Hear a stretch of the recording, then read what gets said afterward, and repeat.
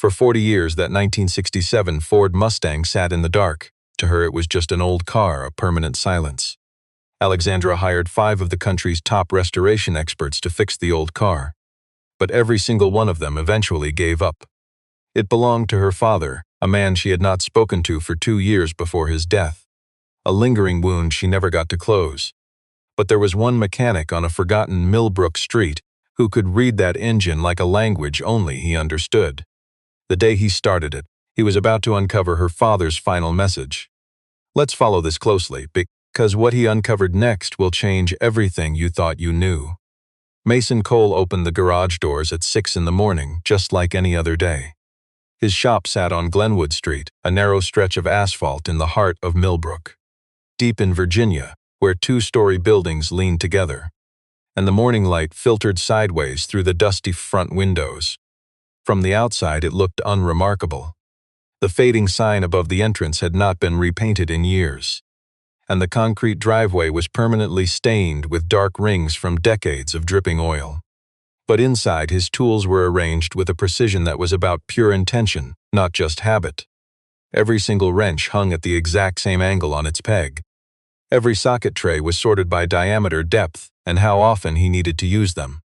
A small photograph sat on the corner of his main workbench. It showed a dark-haired woman with a very quiet expression.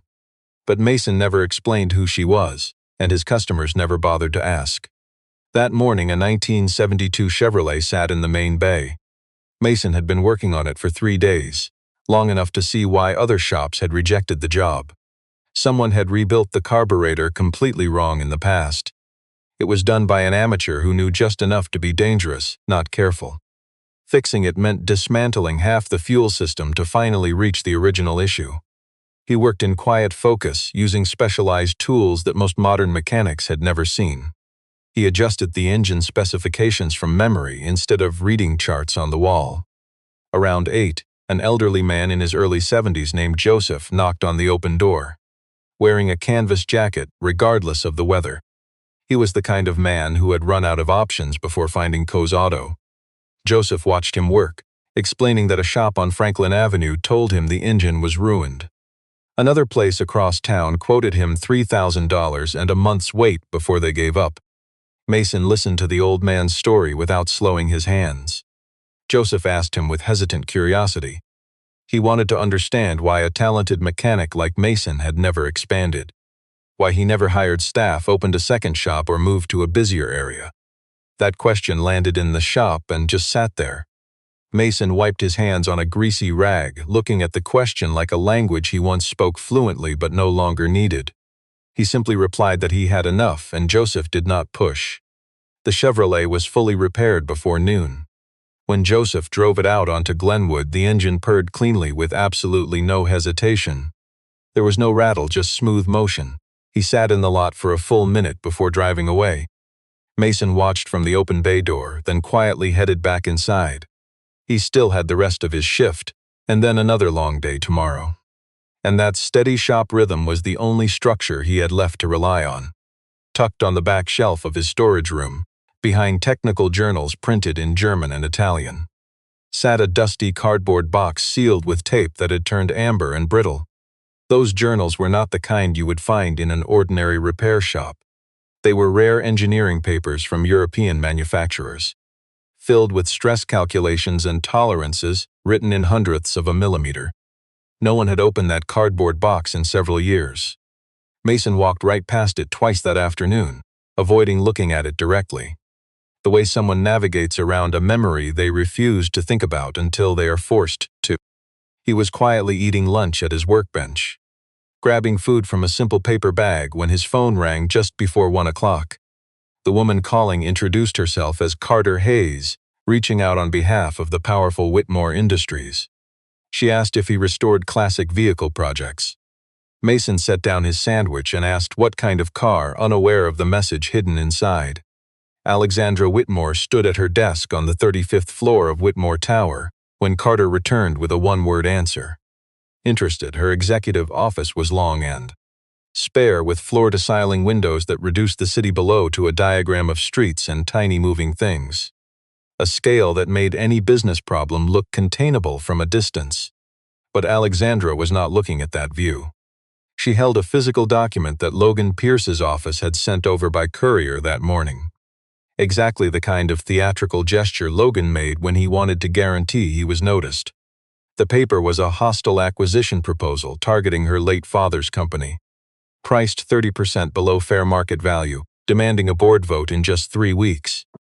Logan Pierce ran Pierce Capital, a firm famous for targeting companies at their absolute weakest moment and striking them down without hesitation.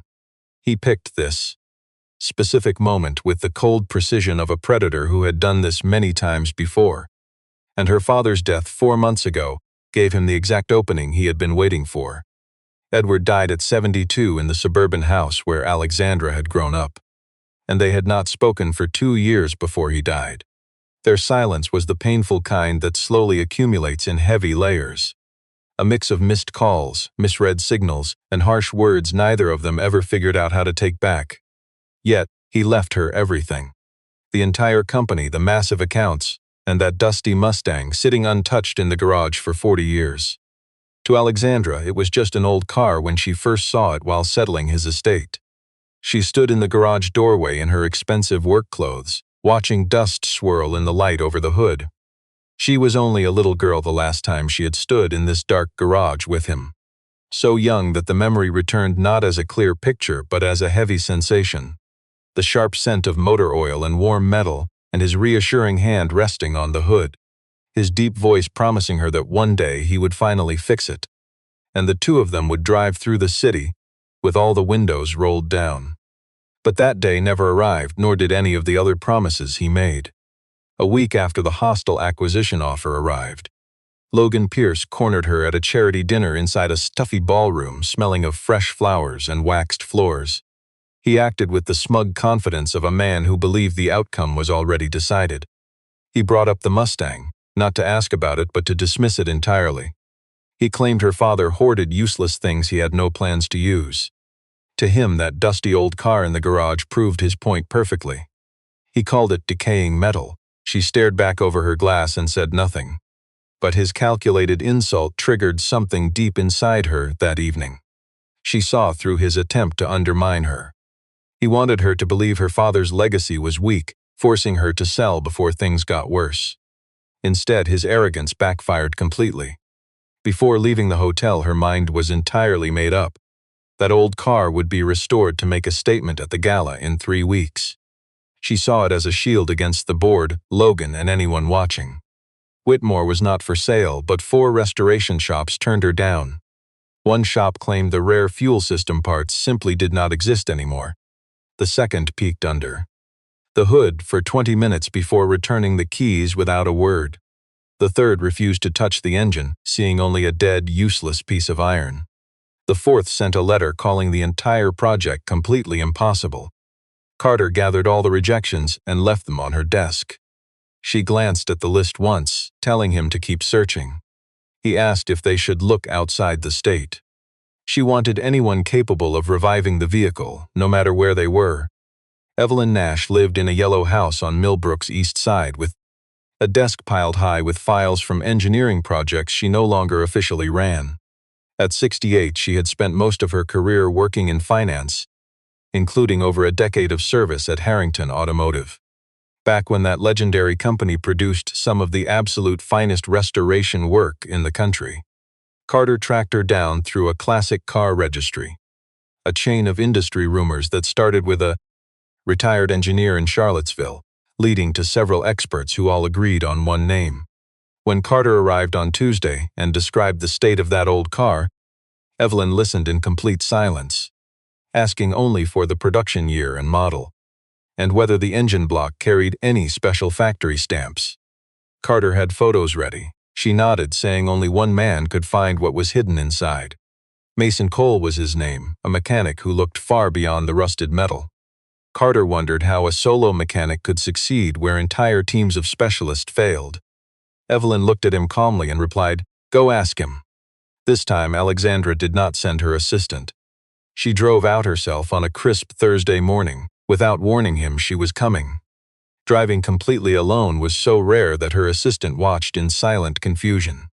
The small repair shop looked exactly as expected.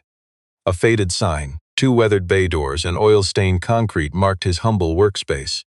Stepping inside, the heavy scent of motor oil and cold metal filled the quiet room. But beneath the grease, a strange precision lingered. An intense, precise order that defied the worn-out tools. Every tool had its exact place. The concrete floor was clean. On the back shelf sat old notebooks with strange foreign lettering. Under the main workbench, a heavy cardboard box sat sealed with aged tape. The incredible neatness of this ancient workshop contrasted with the aged tools, revealing a man of intense, quiet discipline. He cared deeply about things that mattered and remained completely indifferent to the rest. Mason was working under a truck. As she stood in the center of the bay, a rolling creeper shifted and a pair of boots appeared. He stood up, wiping his hands on a gray rag, and studied her with an expression that revealed absolutely nothing. She introduced herself, stating her name and her corporate title. He quietly acknowledged the details and waited. She explained the vintage Mustang's year, its rough condition, the 4 shops that turned it down, and the strict 3-week deadline. When she stopped talking, he asked 3 specific questions: the serial number, the carburetor type, and the final recorded mileage. She had absolutely no idea how to answer them. And that lack of knowledge irritated her more than she expected. Not because of his questions, but because she had walked into a business meeting completely unprepared. And that was something she never allowed to happen. As he turned to grab a notepad from the back counter, she scanned his workshop with the same cold, analytical gaze she used during major corporate acquisitions. She noted the ancient calendar, the heavily scratched workbench, and a small, dusty photograph tucked quietly into the corner. When he came back, she told him she would gladly pay double his standard rate to take the job. Then, glancing around the garage again, she added that she expected real results, not empty promises, from a shop like his. Mason stopped writing and looked directly into her eyes. It was a brief, completely emotionless stare before he finally spoke in a flat, quiet tone. "Do you want me to look at the car or not?" Alexandra was not used to having her sharp comments ignored so cleanly, as if they were not even worth his time. She said yes, adding that the car would arrive in 2 days. The strict deadline was 3 weeks, right before her big charity gala. After she drove away, Mason stood in the open doorway watching her luxury car merge onto Glenwood. Deep in his mind, a faint memory began to unravel. He had definitely heard the name Whitmore years ago, though he could not quite place the exact connection. The flatbed truck arrived early Saturday morning, at 7 a.m., before Mason had even finished his first coffee. When the workers pulled off the heavy tarp, he set his cup down and completely forgot about it. The vehicle was the dark color of deep ocean water. It was a navy blue so dark it looked almost black in the garage, featuring a white rally stripe faded to cream along the driver's side. The chrome trim had begun to rust around the edges. A thin crack ran up the windshield from the lower right, but the classic body lines remained perfectly straight. The long hood, the quarter panels, and the rear deck. Everything survived beneath decades of dust, undamaged in the ways that actually mattered to a mechanic. Mason slowly circled the classic Mustang once, careful not to touch the metal. He stopped by the driver's side, knelt down, and read the serial number stamped into the metal frame. He recognized that number, not because he had ever seen this specific classic car. Instead, that exact serial block was tied directly to the engineering specifications he had used 15 years ago while working at Harrington Automotive. It was a secret project canceled without warning, 3 days before they called him into a boardroom and handed him his walking papers. His past project involved just 3 cars from this exact production run. He had spent 4 months building the restoration protocol for this engine series. Work that only existed in no public manual, built from tests and written by his own hand. He stood up, stared at her father's old car, then grabbed a dusty cardboard box from beneath his workbench. Old tape split down the seam. Inside lay folded blueprints, private documents, and handwritten logs. Relics he took on his final day because they were his own creations, and he had no idea what else to do with them. He pulled the folder for this vintage Mustang engine and laid it open. He already knew he could revive this car, but he had no idea what that would ultimately mean for her. Carter arrived at 10 a.m. carrying an air that was both professional and highly stressed. He demanded an update, but Mason insisted on a week before giving any assessment. Carter complained that a week was too long. Mason countered it was faster than fixing a bad job. The representative glanced at the open folder on the workbench. Complex diagrams and columns of numbers that meant absolutely nothing to most people. Yet they were precise enough to show they meant everything to the mechanic standing there, so he left it alone. He promised to pass along the timeline. He left without pushing any further. Mason worked until 8 that night, mapping out the fuel lines and electrical harness. He prepped the ignition, knowing the entire restoration rested solely on the engine itself. That night, after locking up and waiting for the street to grow quiet, he sat beneath the work light with his old notes, reading every page from start to finish. It was like looking back at your own past work and finding it still holds up. The first week was all about fuel and wiring, clearing the path before touching the engine. He hunted down rare parts from 3 specialty suppliers, none of which were open to regular buyers. 2 critical pieces he custom-made on his own lathe in the back, carving them to exact specs that off-the-shelf parts could never match. He labored for 6 days, arriving before dawn and leaving after dark. He kept the radio off to maintain absolute concentration. The only sounds were clinking metal, occasional traffic outside, and the building settling in the cool evening air. By Saturday night, the vintage fuel system was clean and fully pressurized, and the electrical harness was completely rewired, fixing every spot where 40 years of decay had eaten the insulation. While pulling apart the dusty dashboard to fix the gauge wiring, he uncovered a hidden envelope. It was tucked tight between the instrument panel and the firewall, slipped behind a metal bracket that her father had bent just enough to hold it. The thick manila envelope was yellowed with age, sealed shut with dry, brittle tape. He held it under his desk lamp, looking closely at the faded front. Written so hard with a ballpoint pen that the paper was deeply indented. It was addressed to Alexandra. He carefully placed it on a clean corner, away from his tools and grease. He did not open it. Whatever secret her father had hidden inside this old car, for his daughter, was not his to read. So he went back to the wires, keeping his eyes off the final message for the rest of the night. Alexandra arrived that Friday with Carter, seeing only an old car.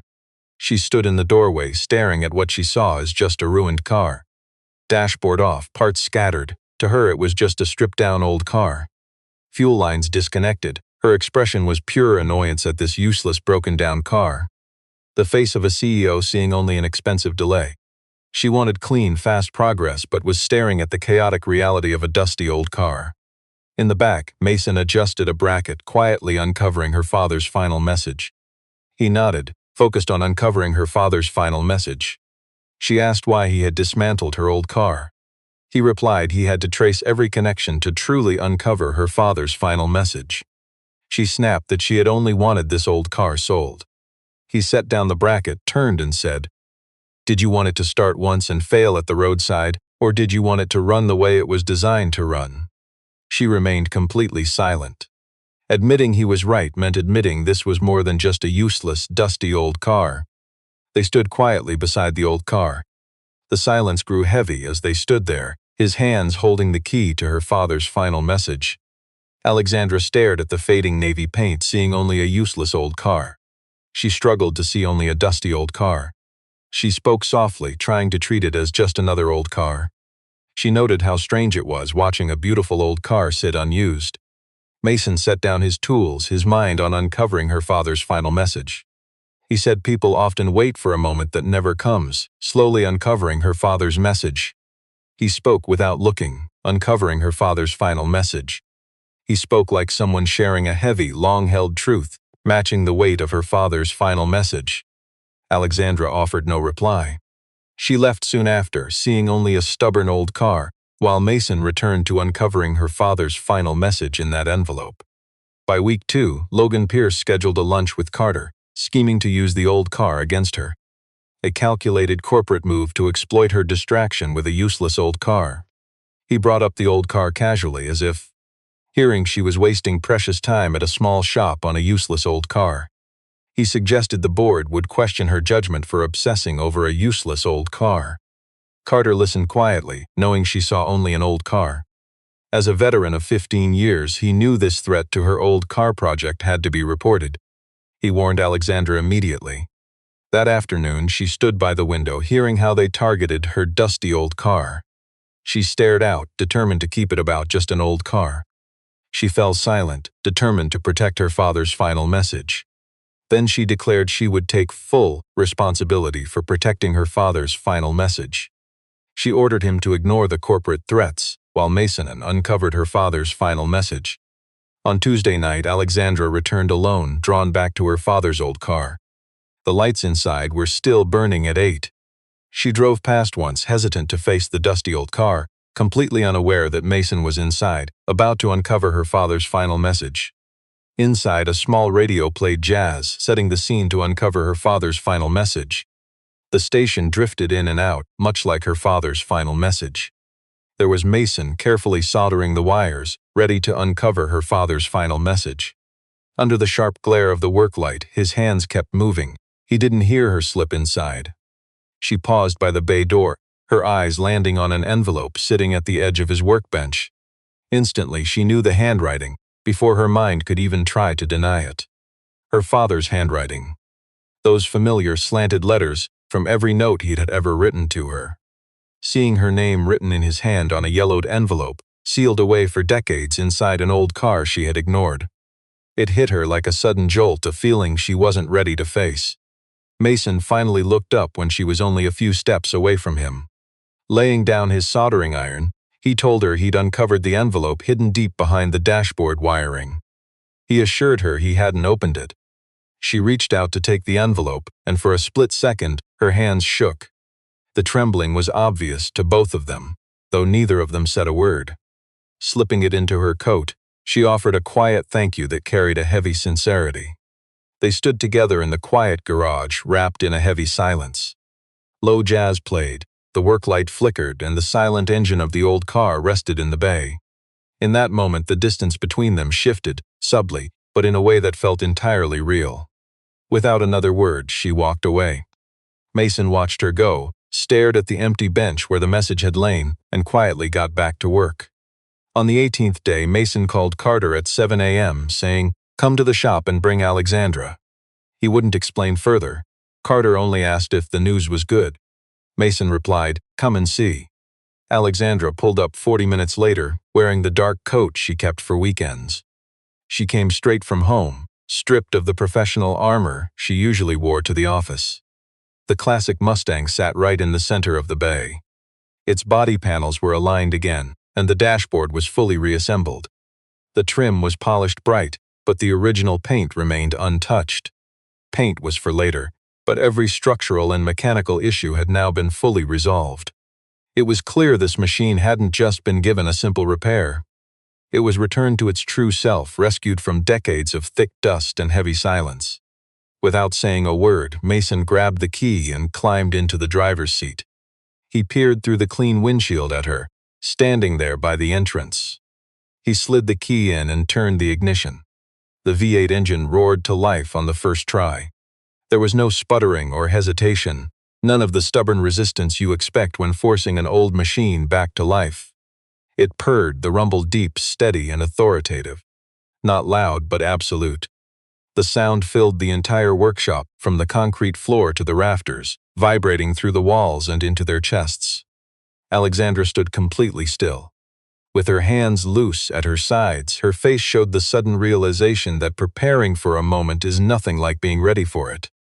The rumble hung in the air. Maybe 15 seconds passed before Mason cut the ignition and stepped out of the car.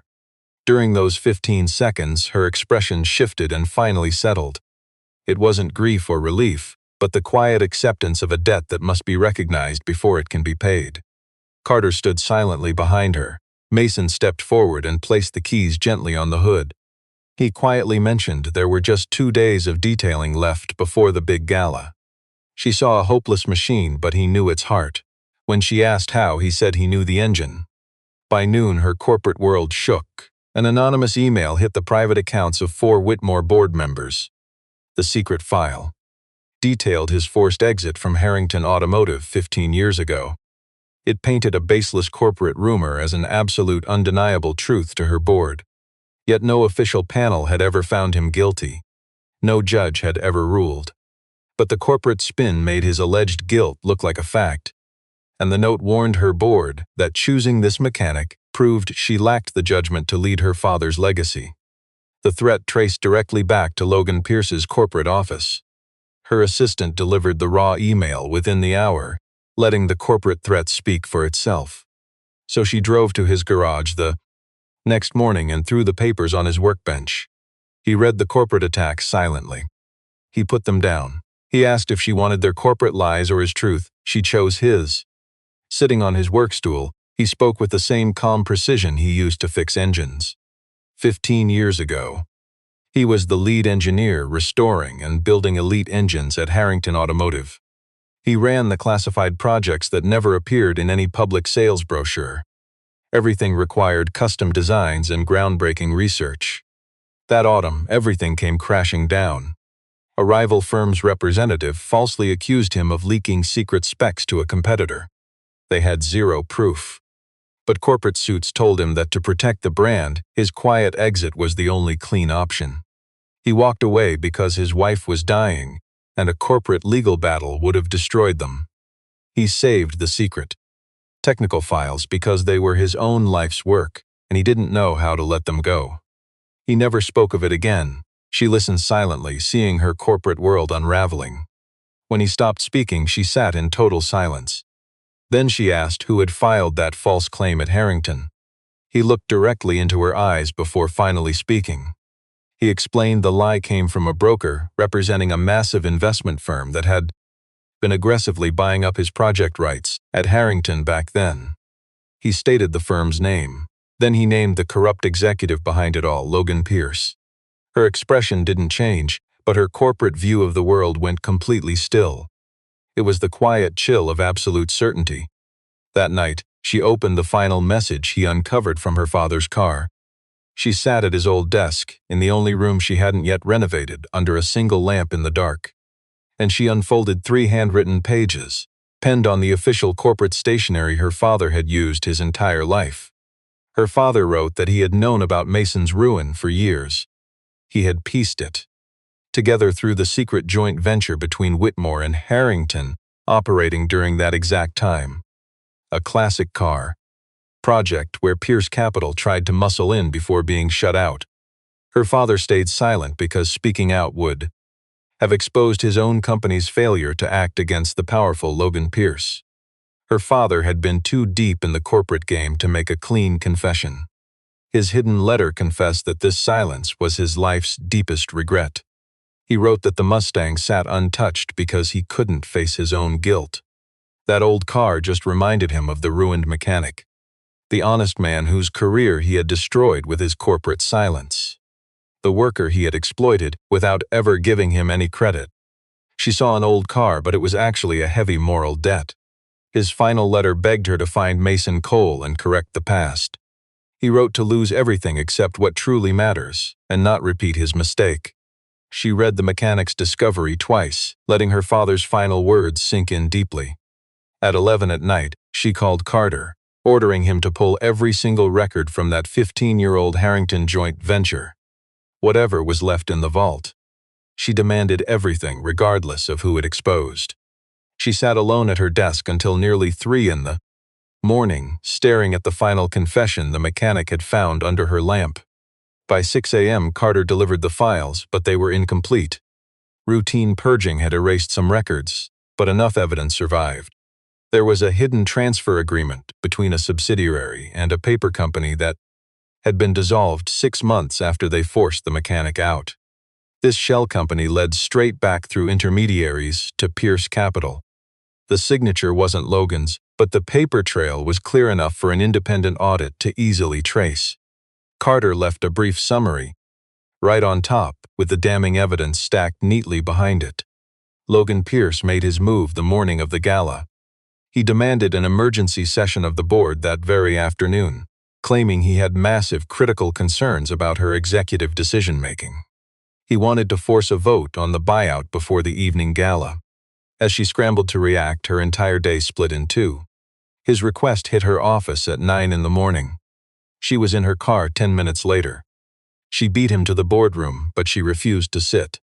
She stood at the head of the table and laid 3 files before the board: the secret transfer deal and the map of corporate connections, and the final message the mechanic had uncovered, which named Logan Pierce by name. It detailed the lies he had hidden and the innocent lives ruined by his silence. She didn't talk about her own judgment or the mechanic's character. She focused strictly on the timeline and the corporate connections. She proved Logan had used this exact scheme on 2 other companies, and his pattern of corporate fraud was fully documented. She told the board they could decide what this fraud meant for the buyout. A finance committee member immediately called for an independent audit. 2 others quickly seconded it. The acquisition vote was frozen until the audit was finished. Logan sat in silence across the table, offering no defense. It was the first time she had ever seen her rival completely speechless. While she fought in the boardroom, the mechanic was back in his shop. He arrived before 5 in the morning after Carter's urgent call warned him that her father's old car was sabotaged. The front door showed absolutely no signs of forced entry. That meant either a highly skilled lockpick or someone with a key.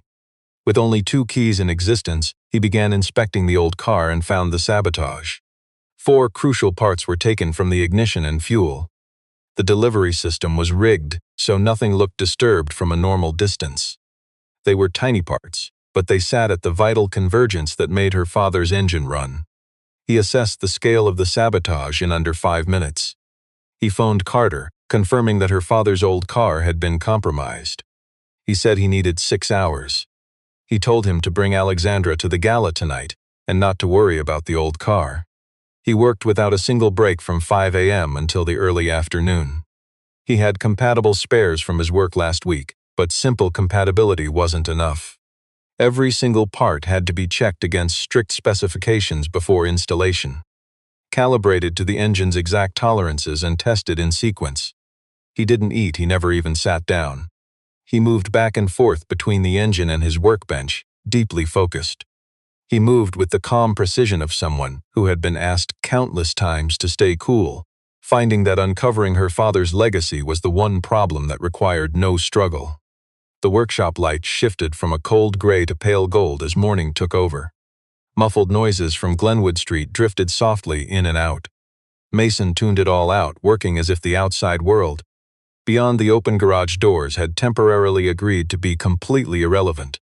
The Edward Whitmore Memorial Gala filled the grand ballroom of a downtown hotel. Under towering ceilings, 140 elegant guests stood in the warm light.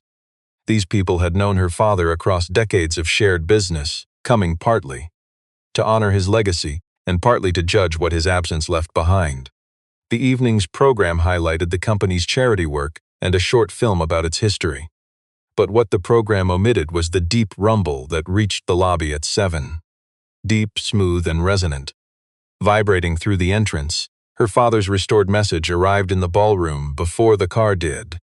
Everyone was already turning toward the doors by the time the old Mustang came into view. The classic 1967 Mustang rolled slowly into the hotel's lit courtyard, completely calm, a striking navy blue gleaming against the dark evening. She had seen only a hopeless old car, but he had just accomplished the impossible. Mason stepped out of the vehicle wearing a simple dark suit Carter had arranged. He wasn't the kind of man to play to a crowd or care about being watched. He stepped away from the Mustang, quietly shutting the door. Then he walked over to where Alexandra stood waiting by the hotel entrance. He held out the key to her father's message. She took it, walking toward the car alone. She stood in front of the classic car, placing her hand flat on the hood. It was the touch of someone who had spent a lifetime trying to understand a secret, finally reaching its surface. Then she opened the driver's door and sat down behind the wheel. The old leather on the steering column had darkened and softened over decades. The original factory gauges glowed in the dash right before her. Inside, the smell was old fabric, worn metal, and something unmistakably her father's. She saw only an old car, but beneath lay a truth she couldn't name. Like how certain scents aren't just smells, but doors back to moments that no longer exist. She sat inside the quiet cabin, hands folded, never starting the engine. Nobody in the courtyard spoke, letting the heavy silence linger as long as it needed to. She got out, her eyes wet with tears she barely managed to hide. She crossed the pavement to Mason, who was standing a few feet away. She asked if he knew whose car it was when he took the job. He replied, not at first. She asked when he understood. He said he found her father's message in the serial number. She asked what that number had revealed to him. He said it was an engine series he had worked on long ago, before everything went wrong. The car was on a list he once cared about, a chapter he thought was closed. She processed his words in silence. Then she told him she was hiring a legal team to reopen the Harrington automotive case and find the files. Whatever paperwork was necessary to finally correct what they had done to his record. Mason told her she didn't have to do that. She replied that she knew. She insisted it was the right thing to do anyway. It was the first sentence she had spoken to him without any calculation, born only of what was truly owed, and she recognized its weight the moment she said it. This was, she realized, her father's final message to her. Logan Pierce stood watching from the very edge of the courtyard. He stared at the car, then at Alexandra before quietly turning away. Without saying a word to anyone, he left the gala before the program even started. The car remained in the courtyard for the entire evening. Guests crowded around it, admiring a beautiful machine, restored to the pristine condition it was always meant to hold. They stared, partly admiring the machine itself, and partly reflecting on what the project had demanded from everyone involved. The independent audit lasted 6 weeks and produced damning findings that Logan Pierce's legal team flatly refused to address publicly. Pierce Capital withdrew its acquisition bid for Whitmore Industries before the audit was even finished. Logan Pierce stepped back from his firm's daily operations in the weeks that followed, citing personal reasons in a short corporate statement. The Whitmore Industries board convened 2 months after the gala for a routine session, and they never once raised the acquisition on the agenda. The letter from Harrington Automotive arrived on a quiet weekday in a plain envelope with a return address Mason recognized before he even picked it off the floor. It was a short letter. It stated that the internal review of his termination 15 years ago had been officially reopened because of newly disclosed information, and that the original allegations were found to have absolutely no factual basis. The company expressed deep regret for the damage to his reputation. It was signed by the head of HR and countersigned by their chief legal counsel. Mason read the letter at his workbench, set it down, and just stared at the wall. 15 years was a long time to carry a burden, only for vindication to arrive in 2 short paragraphs. The paper was still just paper, but it meant everything, and he didn't pretend otherwise. That old cardboard box, which sat under his workbench for years, was finally emptied one evening in November. Mason worked through the old files, piecing together her father's final story. He packed the uncovered legacy in a labeled box, placing it safely beside the technical journals. He saved every single page of that message, and nothing went back under the dusty workbench. Those secrets were like a door he had kept bolted shut for years, and opening them now required no grand ceremony. Just the simple realization that the hidden message didn't need to be buried anymore. He made the quiet decision in a moment of complete stillness. Nobody was there to watch. True, lasting changes usually happen in secret. That restored Mustang was placed in the main lobby of Whitmore Tower in December, resting under the atrium for everyone on the balconies to look down at. A simple plaque sat beside the car. It bore her father's name, his years, and a single line Alexandra wrote herself. He kept his promises late. Every morning before the building filled up, she passed the old car on her way to the elevator, pausing there briefly without making a scene. Just long enough to feel the full weight of the journey from there to here. Holding on to her father's memory without flinching. She was slowly learning that some things shouldn't be shut away before they finally become what they were meant to be. 3 weeks after the gala, a new sign hung below the faded board at Cole's Auto. Clean and simple lettering promised they specialized in classic restoration. Mason hung it himself on a bright Tuesday, opening the garage doors at 6 a.m. as always. He brewed coffee and sat at his workbench. Right on the wood, in a spot he couldn't possibly miss the moment he walked in, sat a clean white envelope that wasn't there when he locked up last night. The door had been locked and only 2 keys existed for it. He recognized the handwriting instantly, without a second thought. The same deliberate leaning script he had found on that letter hidden behind the dashboard of a car parked for 40 years. A message once meant for Alexandra, but addressed now to him. He picked it up, holding the envelope in both hands in the silence of the shop. Morning light was slowly filtering through the bay windows, while Glenwood Street remained still and gray outside. He didn't open the message right away. He placed it back on the bench, studied it for a long moment, and then, without even realizing why, a smile spread across his face. Not at the paper, and not at anything in particular. Just the kind of smile you have when something that was broken for a very long time is finally starting to heal.